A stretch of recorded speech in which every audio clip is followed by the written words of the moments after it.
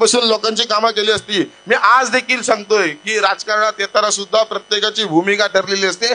आमची देखील हिंदुत्वाची भूमिका ठरलेली आहे। आम्ही या सगळ्या गोष्टी आपुलकीने करतोय, ह्या आपल्या चिपळूणकर नागरिकांसाठी करतोय, माझ्या बाजारपेठेतल्या व्यापाऱ्यांसाठी करतोय, माझ्या डीबीजे कॉलेजला ग्रामीण भागात येणाऱ्या महिलांसाठी करतोय, माझ्या भगिनींसाठी करतोय। त्यांच्या आई वडिलांची परिस्थिती नाही की ते एवढा खर्च करू शकतील आपली मुलगी, म्हणून त्यांची परिस्थिती नाही, म्हणून कोणतरी ज्यांच्याकडे जास्त पैसे आहेत, ज्यांचा आईस बापूस दुबईमध्ये आहे, म्हणून त्यांनी आमच्या मुली नाचवायचं काम करायचं जमणार नाही। यापुढे आज सांगून ठेवतो, मी जरी राजकारणामध्ये असलो तरी मी माझी भूमिका या अगोदर देखील स्पष्ट केली आहे।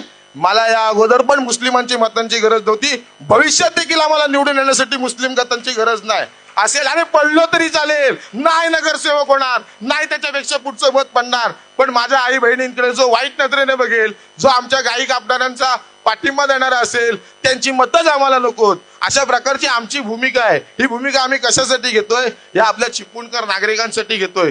कधीतरी असा प्रसंग चिपळूणच्या मुलींच्या बाबतीत घडणार आहे, त्यावेळी आपण जर एकत्र नसलो तर आपल्यावर देखील हे सगळ्यात मोठं संकट असेल असं लक्षात ठेवा। बाबांनो, आपण सगळ्यांनी एकत्र यायची हीच वेळ आलेली आहे।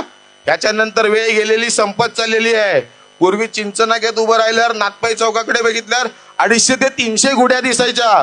आता गुढीपाडव्याला काय परिस्थिती आहे ते आपण बघतोय।